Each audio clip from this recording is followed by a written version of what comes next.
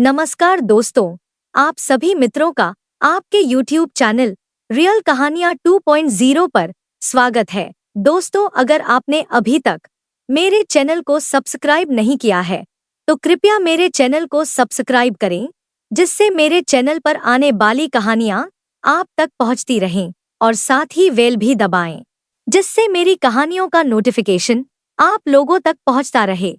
और कमेंट में ओम नमः शिवाय जरूर लिखें। तो चलिए दोस्तों, आज की कहानी शुरू करते हैं। आखिर बिहार के गया में क्यों नहीं उगता तुलसी का एक भी पौधा? क्यों ब्राह्मण कभी संतुष्ट नहीं होता? फल्गु नदी सिर्फ नाम की नदी है।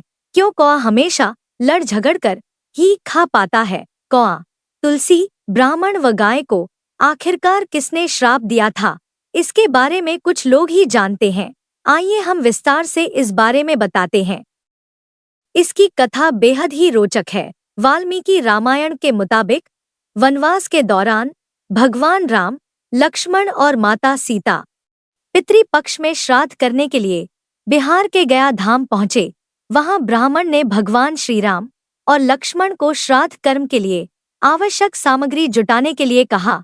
इस पर भगवान राम व लक्ष्मण नगर की ओर सामान लाने के लिए निकल पड़े। ब्राह्मण देव ने माता सीता से आग्रह किया कि पिंडदान का समय निकलता जा रहा है। यह सुनकर माता सीता की व्यग्रता भी बढ़ती जा रही थी, क्योंकि श्री राम और लक्ष्मण अभी नहीं लौटे थे।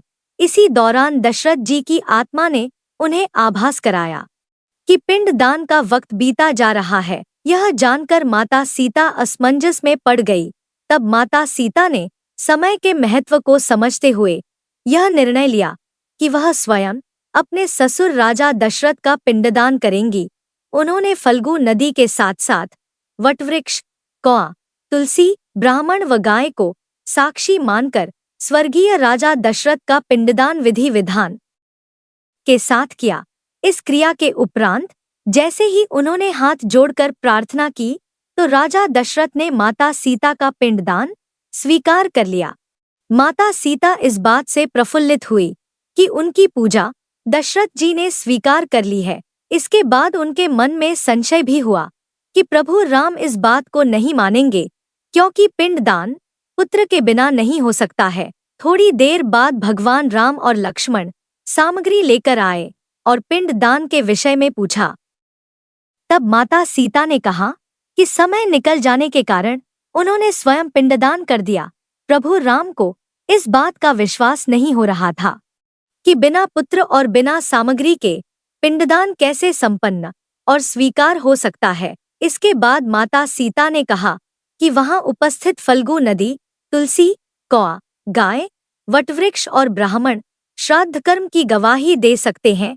भगवान राम ने जब इन सब से पिंडदान किए जाने की बात सच है या नहीं यह पूछा, तब फल्गु नदी, गाय, कौआ, तुलसी और ब्राह्मण पांचों ने प्रभु राम का क्रोध देखकर झूठ बोल दिया कि माता सीता ने कोई पिंडदान नहीं किया है। वटवृक्ष ने सत्य कहा कि माता सीता ने सबको साक्षी मानकर विधि पूर्वक राजा दशरथ का पिंडदान किया है।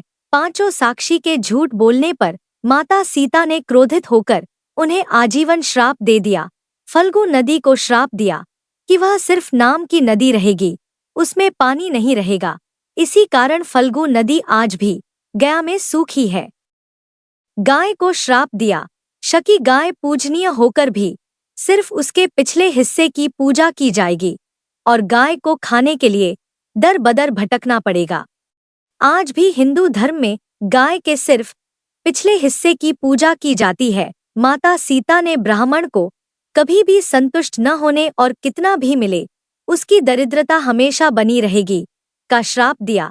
इसी कारण ब्राह्मण कभी दान दक्षिणा के बाद भी संतुष्ट नहीं होते हैं। माता सीता ने तुलसी को श्राप दिया कि वह कभी भी गया की मिट्टी में नहीं उगेगी। यह आज तक सत्य है कि गया की मिट्टी में तुलसी नहीं फलती।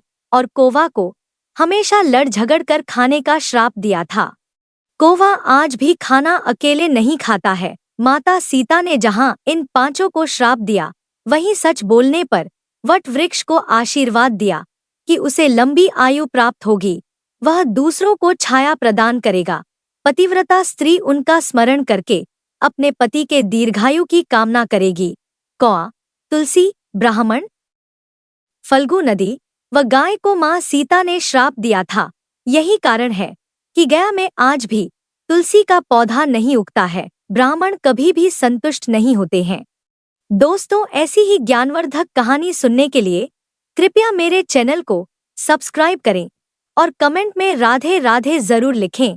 फिर से आप सभी के लिए एक नई कहानी लेकर हाजिर होंगे। तब तक के लिए धन्यवाद।